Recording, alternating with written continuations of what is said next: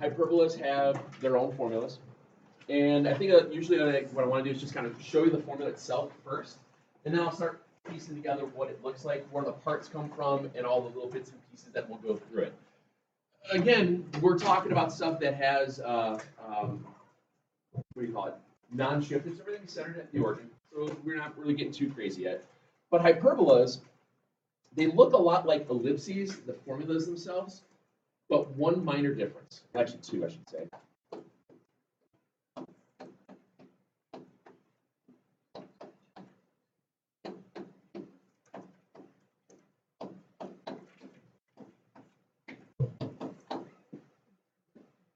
Minus. Remember when we had ellipses? Ellipses, the a squared played the role of which one was bigger. Now it's just whichever one comes first. The a squared term will be the one that's written down first in the first fraction. That will always play the role of a squared. It doesn't matter which one's bigger or smaller. Okay. What matters here to know which way it's being stretched or which way it's being graphed is what variable, the x or the y, comes first. So if it's an x squared hyperbola, that means you're going to go left and right. Excuse me, if it's a y squared, it means we're stretched up and down. And again, you'll see that if you have your button here.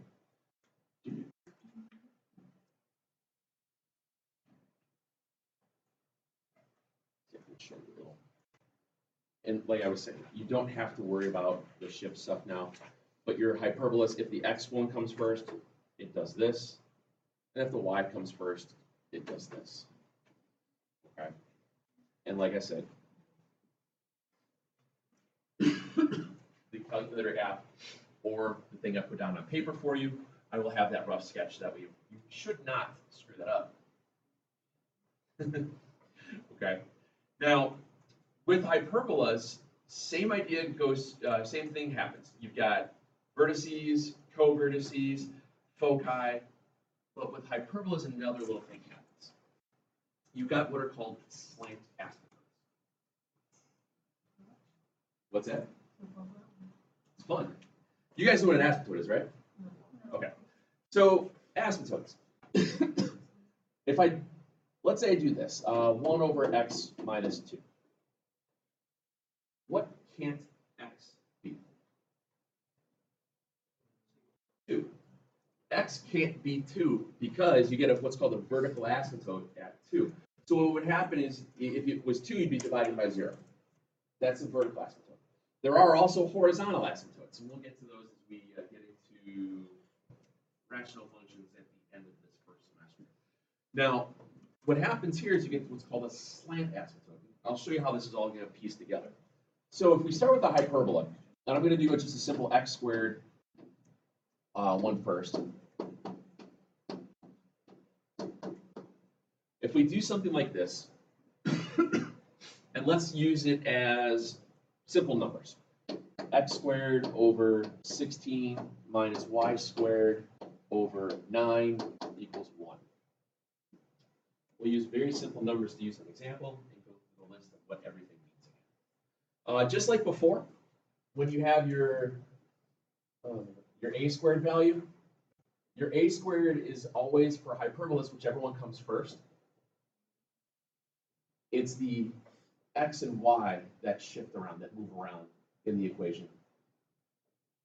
Your value of a is still the distance from the your center to your vertex.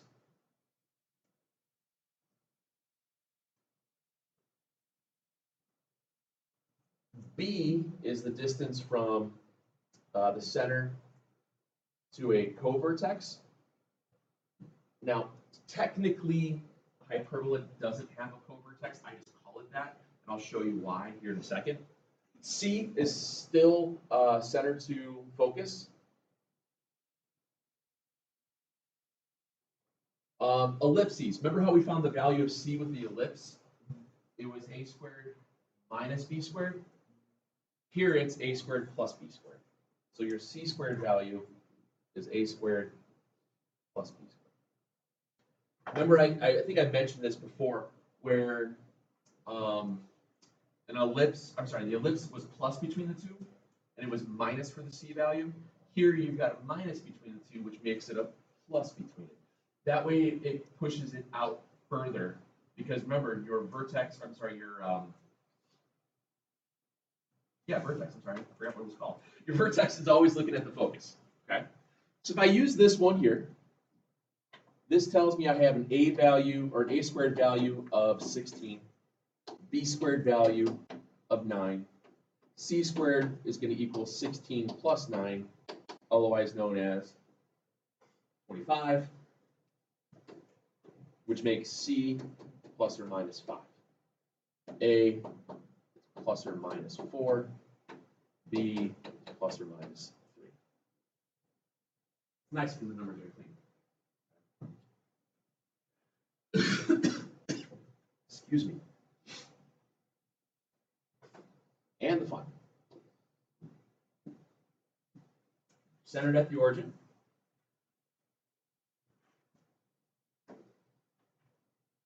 X squared, which means it's going to go left and right. So my vertex goes left and right. 4.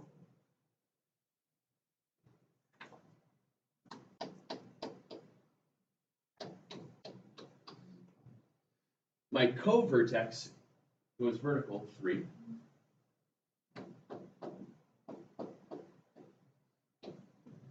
Now, the weird parts of hyperbola. When you have hyperbolas, the way that we always graph them, bless you, is to take these 4 spots and put a rectangle around it. That was me. I do this.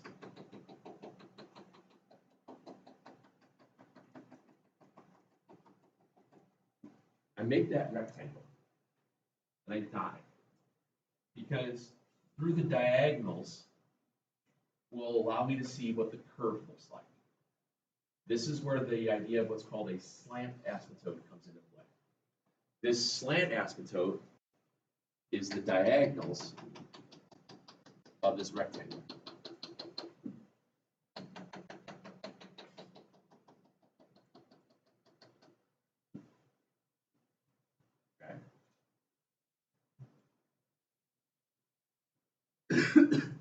Then I plot my C value, my focus,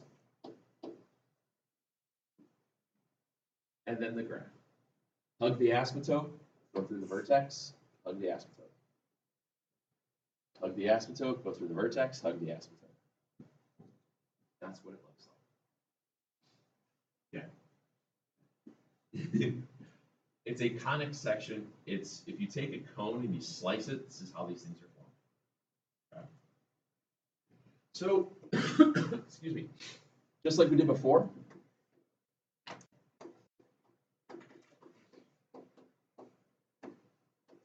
we would label.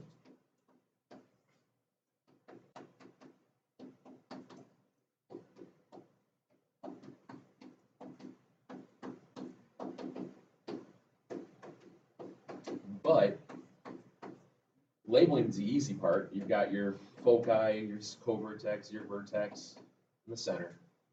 What's new with this one? We have to write the equation of the lines of the asymptotes. It's nice that it's centered at the origin, because the asymptotes will always go through the vertex. And here, your origin is your starting point, which means all we have to do is figure out the slope. Your slope, in this case, is nice and easy to find because you made that rectangular box. That's the whole point of doing that. Okay? By making that rectangular box, I went up 3 and I went over 4. So the slope is 3/4. So I have y equals 3/4 x for my horizontal, or for my slant asymptote, and y equals negative 3/4 x. Those are your slant asymptotes. It's procedural. It just takes time. It just takes time to do this. There will be another thing that we'll look at probably tomorrow with these things, but I didn't want to get too far into this yet. There's one other piece of basically of all the conic sections as well that we haven't defined.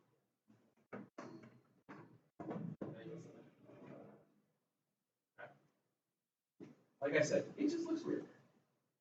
The mathing part isn't that bad, right? I hope. Maybe. Ish.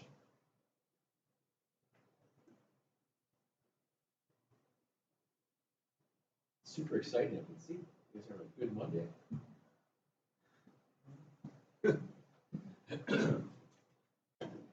You guys have a good weekend, I hope. That's basically my day in the car yesterday. Oh. How are you feeling? You know, God. Paper, schmack paper.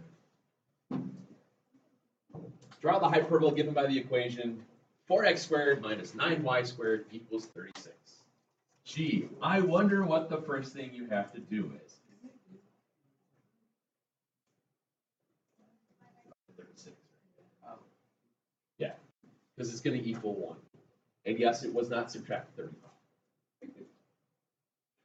So like we were doing last week, bless you, a lot of these things we'll have to divide out to get your fractions and go from there. Divide everything by 36. Again, you'll notice that you get some pretty clean numbers.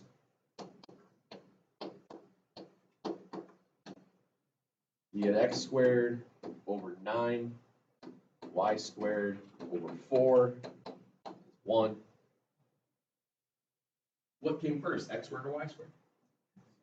Which means what direction is it going? Right. Since this came first, I know it's going to go left and right. I have to put a little note to it. And I go through my lists. A squared is how much? 9, so a plus or minus 3. B squared is 4, so b will become plus or minus 2. C squared is 9 plus 4.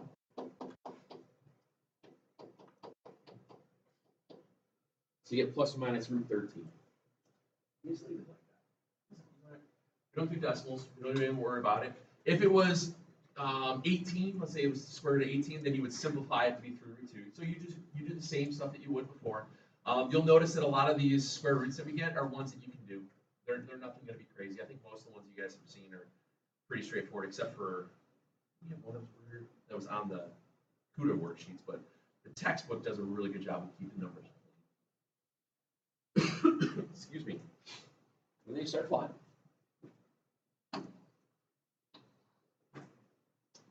We're at the origin. Plus or minus 3 for your left and right.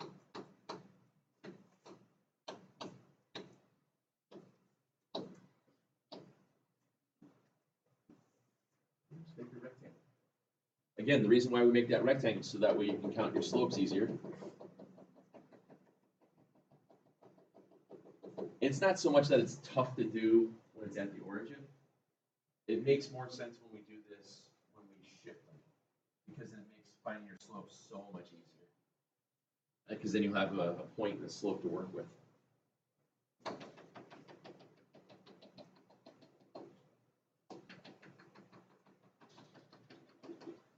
Let's see, the square root of 13. Obviously, it's more than 3, but less than 4. So somewhere in the middle-ish here, I guess.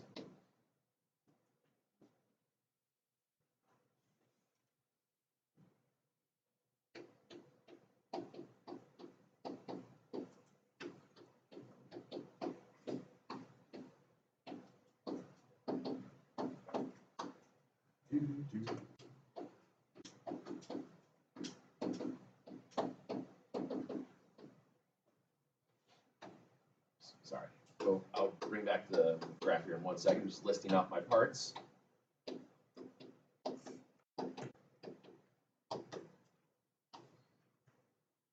Hug the asymptote, go through the vertex. Hug your asymptote, go through the vertex. And then lastly, the equation of the slant asymptotes. Super easy because you go through the origin. So you just have to figure out the slope. Okay. Bless you. What is it? Plus or minus 2/3, I believe. up 2 over 3.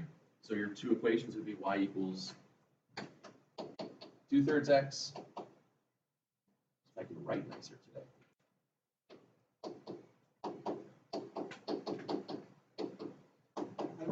And those are your equations of your slant asymptotes. Tomorrow we'll talk about a lattice rectum. Rectum, damn near kilo. It's just funny to say that. Yes.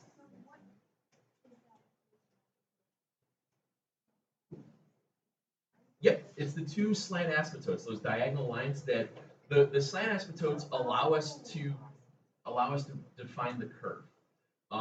What happens here is, depending upon the slopes of them, it's how wide or how narrow the hyperbola becomes. So the greater the slope, the bigger the curve. The smaller the slope, the tighter the curve. That's where that comes from. Okay? That's how you're able to define the actual curve itself. And then you'll see that as the tighter the slope is, the further the focus goes out. And it's the exact same thing as it goes vertical. Okay? It's the exact same thing. Which again means that if you're given certain bits and pieces, you can write the equation, just like we did before. Okay? Just like we've done before. Let's see where that one is. Yeah, we did this, that, fine. Where's my equation? Oops, did I not have that up here? Sorry guys, I thought I put that in there yesterday.